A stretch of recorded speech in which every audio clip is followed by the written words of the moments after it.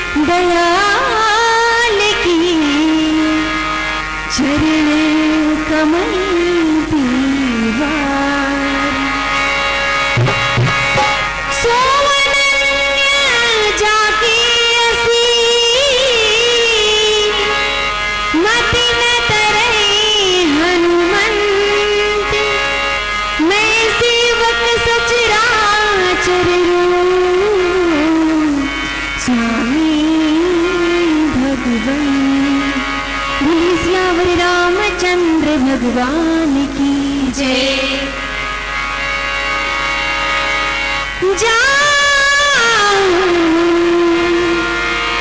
पूरी चरण कमल परिवार, पूरी चरण कमल परिवार।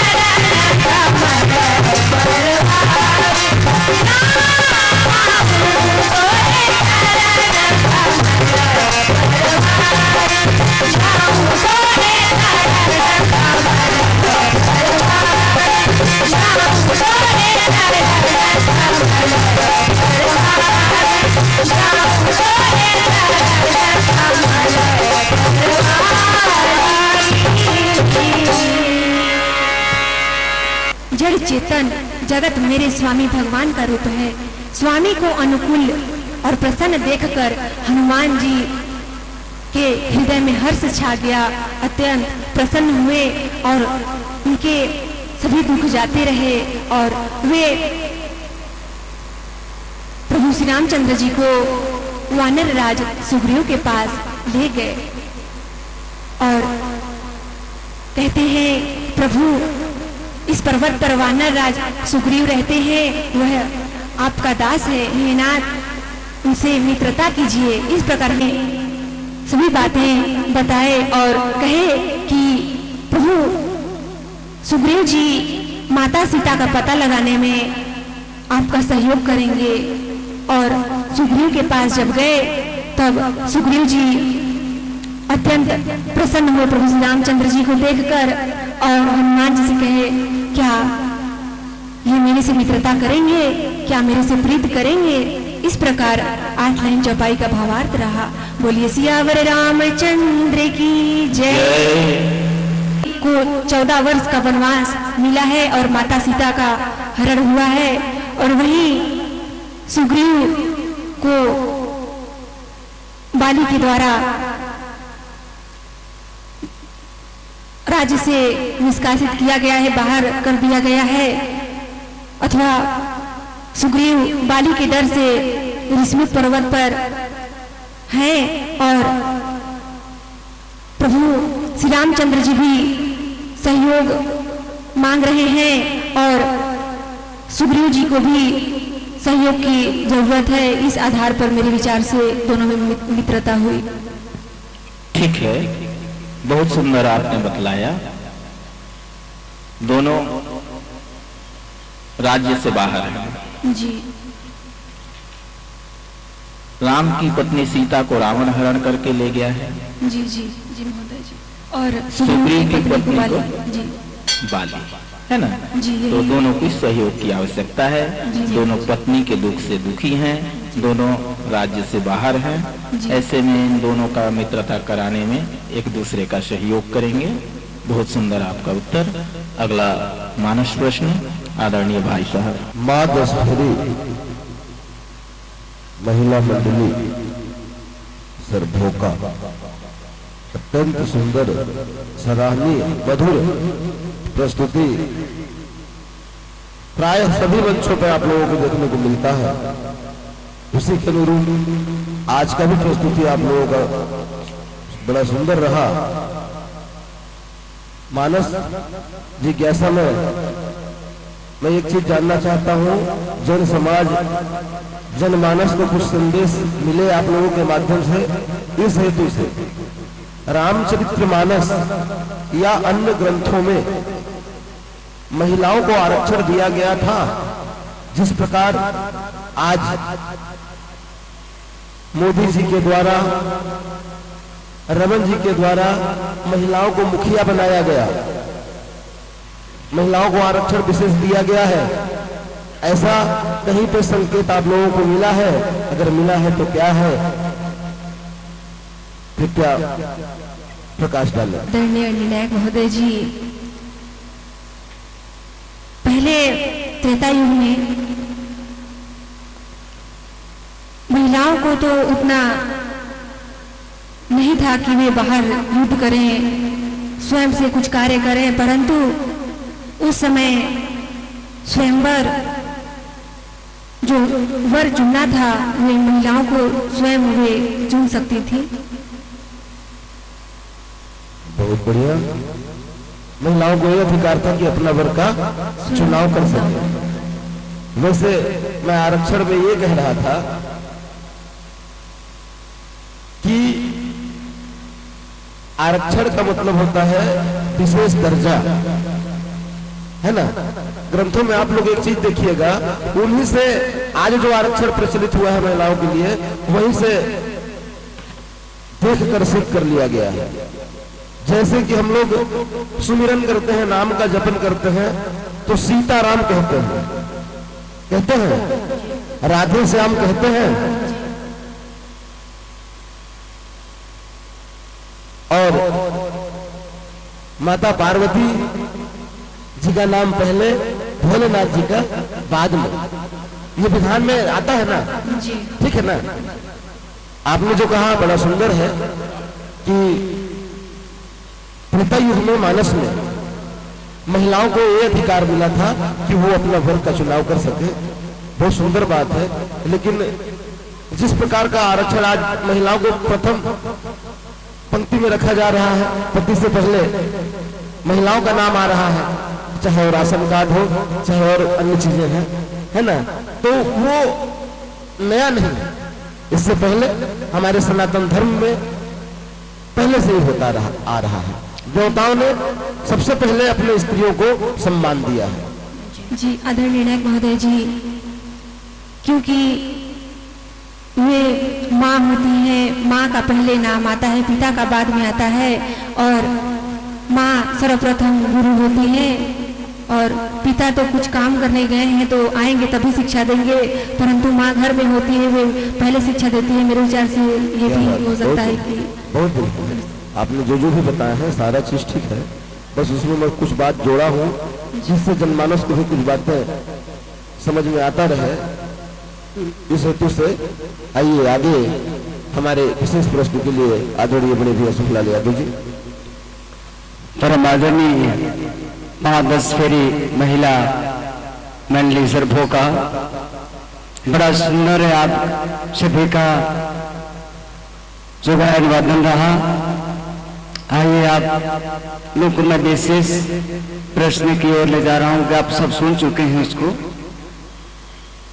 कि भगवान श्री रामचंद्र जी के व्यवहार क्या था। इसको भगवान का जो व्यवहार है इस जनमानस लोगों के प्रति उनका क्या प्रेम रहा, क्या उनका व्यवहार रहा, इसके बारे में हम जनमानस को बताने का कृपा करें। आदरणीय निर्णायक महोदय जी, प्रभु श्री रामचंद्र जी का व्यवहार, उनका व्यवहारिक जीवन, प्रभु श्री रामचंद्र जी, उनके जो कुल था रघुकुल, उनके कुल में ही रीति थी, रघुकुल रीति सदा चली आई, प्राण जाए प्रवचन न जाए, और यही वचन का पालन किए प्रभु श्री रामचंद्र जी। दशरथ जी जब बोले कि सुमंत जी को कि 4 दिन जाओ घुमा के ले आओ वन और ले आना, परंतु अपने पिता का वचन का पालन किए, माता पिता का वचन का पालन करने वाले थे। और प्रभु श्री रामचंद्र जी के भाई भरत जी थे, उन्होंने भरत के साथ संपत्ति का बंटवारा नहीं किया, विपत्ति का बंटवारा किया। उन्होंने कहा कि तुम अयोध्या का राजकाज संभालो और जंगल बड़ा है तो मैं जंगल का राजकाज संभालता हूँ। ये उनका भ्रातृत्व व्यवहार। और प्रभु श्री रामचंद्र जी से शिक्षा मिलती है कि प्रभु श्री रामचंद्र जी चाहते लोगों का बात मानते। ये राजनीतिक तरफ भी देखा जा सकता है कि अगर लोगों का बात मानते, अगर जो आम जनता है उनकी बात मानते तो रावण का अंत नहीं होता। तो कहीं ना कहीं जो एक शासक होता है, चाहे प्रभु श्री रामचंद्र जी उस समय वन के शासक थे, तो वे अयोध्यावासी जनता जो आई थी उनका बात ना मान करके जो नियम था, जो नियति था, उनका बात माने और तभी जाके अन्याय का अंत हुआ, रावण का अंत हुआ। ठीक है, बहुत सुंदर आपने बतलाया भगवान राम का मानवीय व्यवहार आम जनता जनमानस के लिए कैसा रहा, कैसा होना चाहिए। बहुत अच्छा सीखा आपने दिया। यही आपका समय समाप्त होता है और बड़ा ही सुंदर सरस मधुर प्रस्तुति के लिए आपका बहुत बहुत धन्यवाद। खूब खूब शुभकामनाएं, बधाइयां।